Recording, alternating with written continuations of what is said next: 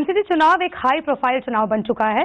क्यों? क्योंकि आपको बताते हैं कि बीजेपी, आम आदमी पार्टी और कांग्रेस इस बार मैदान में है। सिर्फ दिल्ली वालों के लिए नहीं, बल्कि इसकी नजरें पूरे देश भर में लोग एमसीडी चुनाव के नतीजों को देखेंगे। और इस पर खास बातचीत करने के लिए मेरे साथ हैं मनोज तिवारी। अब दिल्ली बीजेपी अध्यक्ष आपको कहें या फिर एक नायक कहें आपको भोजपुरी सिनेमा का, क्योंकि आप पर पूरा दारोमदार है। लेकिन सबसे पहले आपसे जानेंगे कि एमसीडी चुनाव के लिए आप लोगों का क्या एक्शन प्लान है। देखिए, ये चुनाव कई मायनों में बहुत महत्वपूर्ण है। सबसे बड़ी चीज है राजनीति में नीयत। किस नीयत से कौन व्यक्ति किस जगह पे खड़ा है। जहां तक दिल्ली की बात है, कांग्रेस, बीजेपी और फिर बीच में एक पार्टी आई, आम आदमी पार्टी। तो लोगों को लगा कि ये तो बिल्कुल अलग नीयत है इसकी। अन्ना हजारे को साथ ले लिया, उनको उनका उपयोग किया। और आज की डेट में ये पता चल गया है कि ये व्यक्ति अत्यंत ही कुटिल नीयत से आया है। ये व्यक्ति, इसका जितना फोकस है वो है पैसा दिल्ली का, संसाधन दिल्ली के, और अपने को बढ़ाओ, अपने अलावा कुछ नहीं दिखता। तो ऐसी नीयत का व्यक्ति अगर कोई चुनाव जीतता है, 15 साल तक गद्दी पे रहने के बाद भी वही अनऑथराइज कॉलोनी की प्रॉब्लम, वही सड़कों की प्रॉब्लम, वही गलियों की प्रॉब्लम अगर रहती है, तो कांग्रेस की भी नीयत आती है। ऐसे में ये चुनाव बहुत बड़ा है। इसलिए आपका कहना बिल्कुल ठीक है। हम भी मानते हैं कि 23 अप्रैल को जो चुनाव होगा, वो चुनाव गलत नीयत वालों को हटाने और सच्ची और साफ नीयत के साथ आगे बढ़ने वाले, गरीबों के दिल में जगह बनाने वाले भारतीय जनता पार्टी के बीच होगा। आप लोगों का एक्शन प्लान क्या होगा? हमारा एक्शन प्लान है कि भ्रष्टाचार पे जीरो टॉलरेंस होना चाहिए। हमारा प्लान है कि नॉन परफॉर्मेंस पे जीरो टॉलरेंस होना चाहिए। आप बीजेपी के द्वारा जो एमसीडी में रही, आप जाके देखिए, किसी पार्क में बैठिए। हम तो गलती की आज यहाँ बैठ गए, वरना हमको आपके साथ इंटरव्यू किसी पार्क में करना चाहिए जो एमसीडी बनाती है। हाँ, किसी दिन करते हैं। पार्क में बैठ करके लोगों को लगता है हाँ ये अच्छी जगह है, वो एमसीडी बनाती है। पीडब्ल्यूडी का कोई नाला देख लो, सड़क देख लो, इवन एमसीडी के जो स्वच्छता कर्मचारी हैं उनकी बदहाली देख लो। आखिर एमसीडी है तो दिल्ली का ही एक, दिल्ली सरकार का डिपार्टमेंट। उसके बाद भी जो नहीं आ रहे, तो हमारा कोशिश ये है कि पहले हम भ्रष्टाचार को बिल्कुल समाप्त करना चाहते हैं। और वो आप जानते हो, नरेंद्र मोदी की नीयत और नीति जानते हो। मनोज जी, एक सवाल आपके लिए सबसे जरूरी, कि इस बार आपको लगता नहीं है कि आप लोगों की आम आदमी पार्टी या कांग्रेस से ज्यादा मुकाबला आप लोगों के खुद से है? क्यों? क्योंकि 10 साल तक आप लोग एमसीडी में रहे, आप लोगों ने नॉन परफॉर्मेंस वहां पर रही, कूड़े से लेकर चाहे स्कूलों से लेकर और खड्डों से लेकर तमाम जो एमसीडी की सड़कें होती हैं। तो आपको लगता नहीं है कि इसको, इमेज को रिवैम्प करने के लिए आप लोगों ने नए लोगों को जगह दी, अपने पुराने पार्षदों के आप लोगों ने टिकट काट दिए? तो कहीं ना कहीं ये कॉम्पिटिशन आप लोगों का खुद से ही है। आपने जितने नाम लिए, कूड़े, गड्ढे,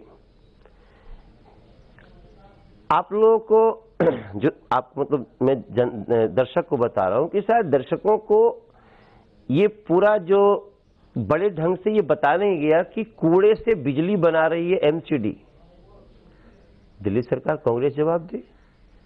एमसीडी कूड़े से बिजली बनाने का संयंत्र शुरू कर चुकी है, और उसमें पहले भी कोई 2 साल पहले भी था, फिर अभी हाल में करीब 1 महीना पहले वेंकैया जी खुद आकर के शुरुआत करके गए, बड़े लेवल की।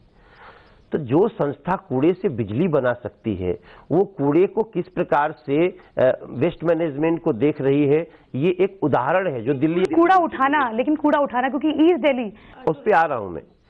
दूसरी चीज जो आपने कही, गड्ढे एमसीडी की गली के द्वारा बनाई गई गलियों में नहीं है, गड्ढे पीडब्ल्यूडी के बनाए हुए रोड पे हैं। तो इसको तो डिफरेंस करना पड़ेगा ना, कौन पीडब्ल्यूडी का है, कौन एमसीडी का है। मैं आपसे एक चीज, इन सारी बातों में समझता हूं कि कई जगह एमसीडी के कई कार्य टू द पॉइंट नहीं रहे हैं, लेकिन उसके लिए मैं आपको भी और दिल्ली की जनता को भी बताना चाहता हूं कि दिल्ली का बजट है 48,000 करोड़।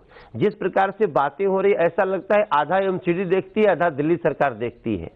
जबकि 48,000 करोड़ में 9,000 करोड़ दिल्ली एमसीडी का बनता है, और उसको मिलता है मात्र 2,800 करोड़। आप बताइए, जो संस्था दिल्ली सरकार 48,000 करोड़ में मात्र 2,250 करोड़ एमसीडी को देती है, 9,000 करोड़ में से 6200 करोड़ नहीं देती है, आप उससे क्या अपेक्षा कर सकते हैं? थोड़े कॉन्फिडेंट तो हैं आप लोग, जिस तरीके से राजौरी गार्डन के उपचुनाव में आप लोगों को बड़ी जीत मिली है, तो ऐसे में कॉन्फिडेंट तो हैं आप लोग, सभी की बॉडी लैंग्वेज में भी दिखाई दे रहा है। सच्चाई पे है, मैं जो बोल रहा हूं आपसे वो मुझे करना है। नरेंद्र मोदी जी ने, अमित शाह जी ने हमारे ऊपर विश्वास किया है। लोग कहते हैं मैं पूर्वांचली हूं, ठीक है जी, मेरा तो जन्म वहीं हुआ है, लेकिन आज तक पूर्वांचली लोगों से, ये कांग्रेस पार्टी से पूछिए, आपकी हिम्मत है आप किसी पूर्वांचली को दिल्ली का अध्यक्ष बना दो, चीफ बना दो? जाके आम आदमी पार्टी से पूछिए कि तुम्हारी हिम्मत है, साहस है कि तुम अपने पार्टी में से ही कुछ पूर्वांचली को दिल्ली का चीफ बना दो?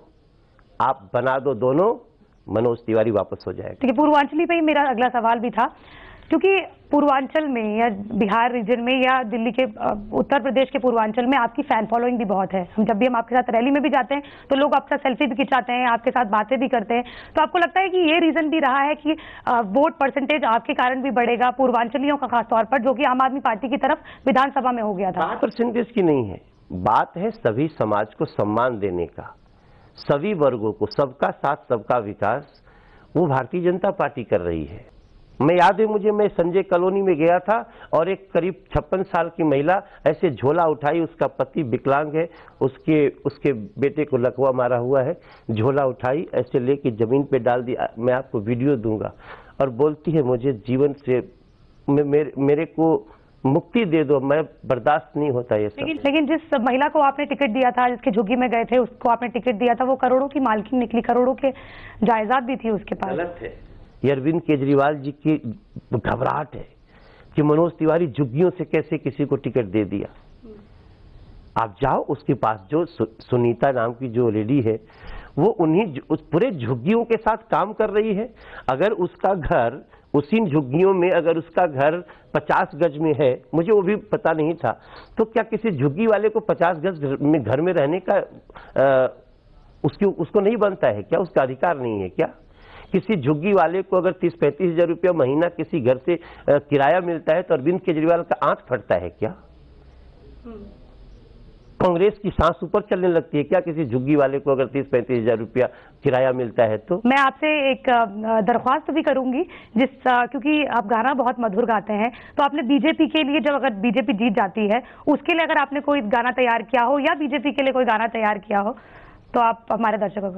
भाजपा दिल में भाजपा दिल्ली में, दिल की सुनेंगे भाजपा चुनेंगे जीतेंगे जनमन, मिलके चलेंगे खिलके रहेंगे मोदी कमल तरंग। भाजपा दिल में भाजपा दिल्ली में, झुग्गी झुग्गी जाना है, हर घर में दीप जलाना है, दिल्ली के बच्चों के चेहरे पे खुशियां बिखराना।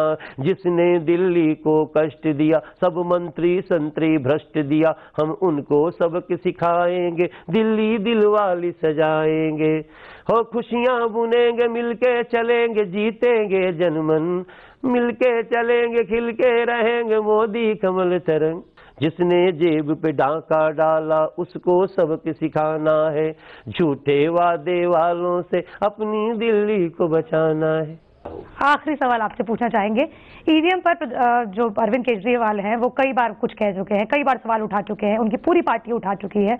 ऐसे में क्या कहेंगे, अगर दिल्ली में अगर आप लोग जीत जाते हैं तो फिर से सवाल खड़े होंगे, फिर से वो लोग सवाल उठाएंगे? ये इतनी हंसी आती है सुन के कि आप ईवीएम को मनीष सिसोदिया क्यों समझते हैं भाई? कि आप जो कहेंगे वही वो करेगा। ईवीएम है, जनता के मत का वो सच्चाई से प्रदर्शन करता है।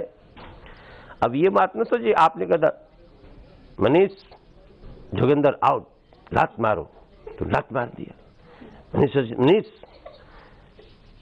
वो साजिया आउट, लात मार दिया। अरे वो ईवीएम है भैया, ईवीएम में ये सब नहीं होता। आप कितना शातिर, कितना साजिश वाला व्यक्ति है अरविंद केजरीवाल ये होर्डिंग लगाता है। बिल्कुल, होर्डिंग जो है उसमें आपका चेहरा नहीं लगाया, विजेंद्र गुप्ता का। हाँ, आप सोचिए कि अब इसमें दो बातें हैं। वो होर्डिंग लगाते हैं कि अरविंद केजरीवाल या फिर विजेंद्र गुप्ता। विजेंद्र गुप्ता, मैं जिस प्रदेश का अध्यक्ष हूं उसके एक सिपाही हैं, तो तुम अध्यक्ष से क्यों डर जाते हो? अभी तो तुम नरेंद्र मोदी जी से कहां कहां लड़ते रहते थे, अचानक तुम विजेंद्र गुप्ता अपना जो बनाए हो उसमें आप क्या कहना चाहते हो? कि क्या मनोज तिवारी को आप अध्यक्ष नहीं मानते या किसी पूर्वांचली को आप देखना पसंद नहीं करते? ऐसा तो नहीं कि डरते हो आपसे, आपकी स्टारडम को देख के डरते हो या इसलिए नहीं लगाया हो? नहीं, अभी तो वो बताएंगे कि उन्होंने प्रदेश अध्यक्ष की जगह हमारे प्रदेश के एक सिपाही की फोटो क्यों, प्रदेश अध्यक्ष से क्यों डर गया वो? और ये बार बार हर जगह अब मेरी समझ के बाहर है कि ये इतना मानसिक दिवालिया कैसे हो गया अरविंद केजरीवाल। वो ऊपर और लिखते हैं, बीजेपी आएगी तो बिजली पानी का दाम बढ़ा देगी। तो बीजेपी तो केंद्र में है, और तुमने बिजली पानी का जो हालत किया है उस पे भारतीय जनता पार्टी ने क्या किया? एमसीडी में आने से कोई बिजली पानी का रेट बढ़ा और घटा सकता है? धन्यवाद। तो ये थे मेरे साथ आप दिल्ली बीजेपी अध्यक्ष, और साथ में उनका ये कहना है कि कोई भी पॉसिबिलिटीज वो बहुमत के साथ नहीं देखते हैं। तो वहीं अरविंद केजरीवाल पर भी निशाना साधा है। ये थे हमारे साथ खास बातचीत में मनोज तिवारी। ये है एबीपी न्यूज, आपको रखे आगे।